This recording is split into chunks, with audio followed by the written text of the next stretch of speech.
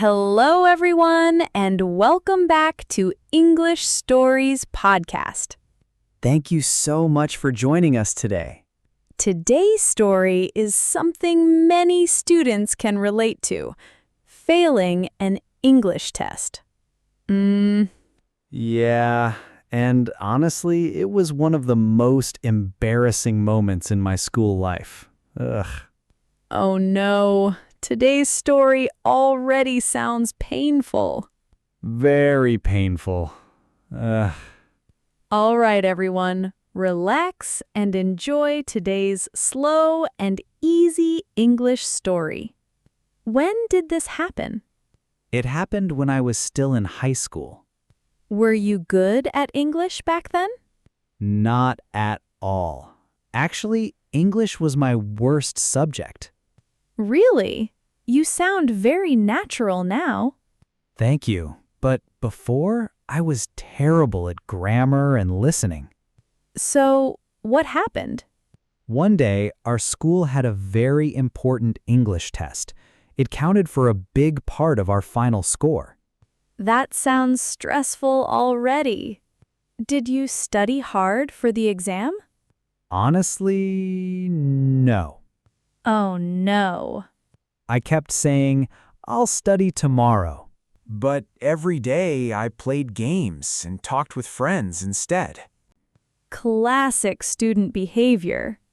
Exactly. Then suddenly, exam day arrived. That horrible moment.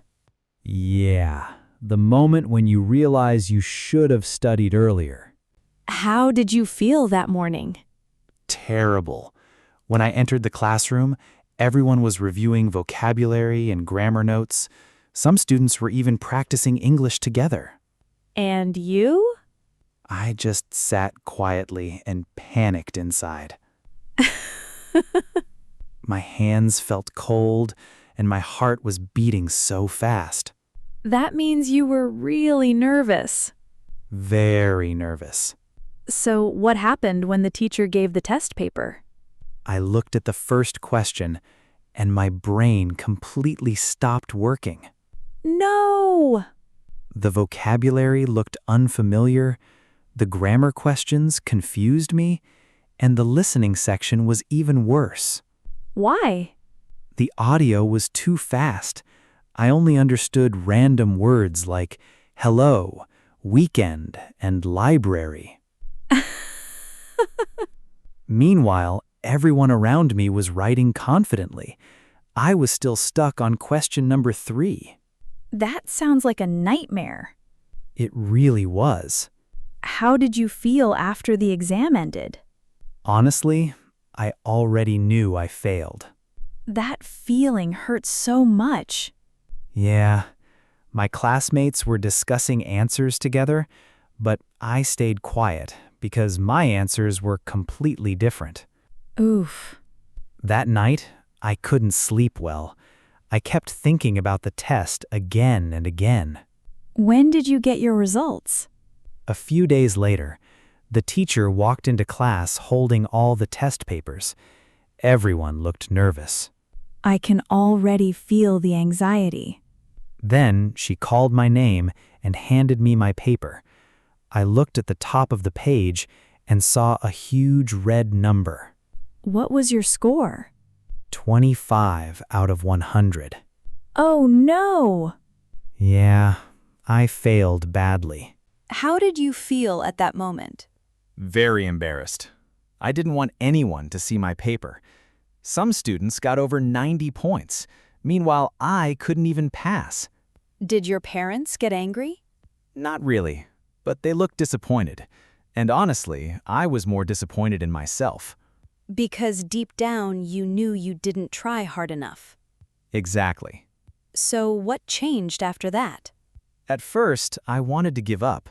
I thought, maybe I'm just bad at English. A lot of students think that way. Yeah, but later I realized something important.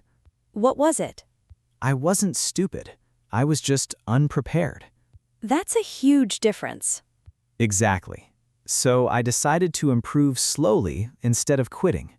How did you improve your English? I started listening to Easy English podcasts every day. I learned a few new words every morning. I watched videos with subtitles. And most importantly, I stopped being afraid of making mistakes. That's actually very important. Yeah, because if you're always afraid, you never improve. What happened on your next English exam? A few months later, we had another test. This time, I studied much earlier. I practiced listening every night. Were you still nervous? A little, but I felt much more prepared. And your result? I got 78 points. Wow, that's a huge improvement. Honestly, that was the first time I felt proud of myself. So, what's the biggest lesson from this story? Failing once does not mean you are a failure. Sometimes failure is the beginning of improvement. That's such a good message. If your English is not good right now, please don't give up. Improve little by little every day. One day, you'll surprise yourself. Thank you so much for listening today. If you enjoyed this episode, please like, subscribe, and share. Keep practicing English every day with us. And we'll see you again in the next episode of English Stories Podcast. Bye, everyone.